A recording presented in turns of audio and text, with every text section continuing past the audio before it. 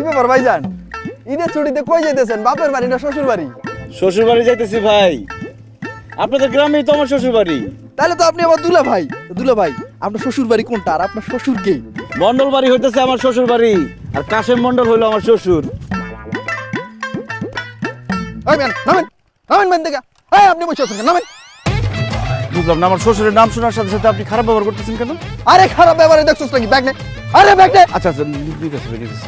তোর শ্বশুর একটা কিপটা, জীবনে কোনোদিন আমার ভ্যানে ওইটা ভ্যান ভাড়া দেয় নাই, খালি কয় আল্লাহর রাস্তায় মাফ করো মাফ করো। আর ওই শ্বশুরের জামাই হইছস তুই, তার মানে তুইও কিপটা। এইরকম কিপটারে আমি ভ্যানে তুলুম না। সর। এই চলো। আরে সর। ভাই দেখেন এখানে তো গাড়ি পাবো না ভাই, হাইটা দিতে হইব। দেখছো তোমার বাবা কি পরিমাণ কিপটা? তার নাম শোনার সাথে সাথে সামান্য ভ্যান হলো আমার সাথে কি ধরনের খারাপ ব্যবহার করতেছিল।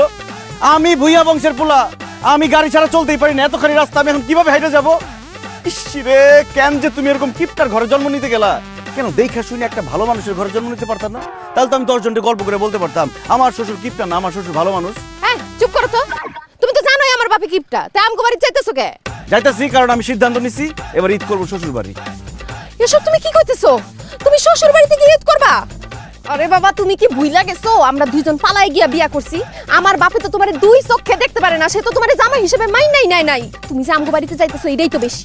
এখন যদি সে শোনে তুমি ওখানে যাই ঈদ করবা, তাইলে তোমারে লাঠি দিয়া পিটায় বাড়িতে বাইর করবো। তোমার আব্বা আমার লাঠি দিয়ে পিঠে বাড়ির থেকে বাইর করলে আমার শাশুড়ি তার ঝাড়ু দিয়ে পিঠে বাড়ির থেকে বাইর করবো।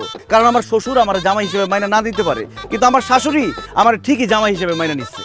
আমার শ্বশুরের আদরের কোনো দরকার নাই, আমার শাশুড়ির আদর হলে চলবে। দেখো, বিয়ার পরে আমগো প্রথম ঈদ, এখন ঈদের মধ্যে ঝামেলা করার কোনো দরকার নেই। চলো আমরা তোমাগো বাড়িতে গিয়ে ঈদ করি, নাহলে জামাই শ্বশুরের ঝগড়া ঈদটাই আমার মাটি হয়ে যাইব। আমার তো আর খাওয়া দাওয়া কোনো কাজ নাই, তোমার ওই ফালতু কিপটা বাপের সাথে আমি ঝগড়া করতে যাব? আমি তো তার সাথে কোনো কথাই বলবো না, তার চেহারার দিকেই তাকাবো না। আর খবরদার তুমি তোমার কিপটা বাপরে বলে দিবা সে যাতে আমার সাথে উল্টাপাল্টা কথা না বলে। তোমার বাবা যদি আমার সাথে একটা উল্টাপাল্টা কথা বলে আমি কিন্তু তোমাদের বাড়িতে তুলকালাম বাঁধাই দিব এবার। এই খবরদার, তুমি আমাদের বাড়িতে যাইতে পারবে না। চলো তোমাগো বাড়িতে গিয়ে ঈদ করি। তোমরা করো না জিদ, এবার হবে শ্বশুর বাড়িতে ঈদ। শুনো আমার কথাটা শুনো। ছেড়ে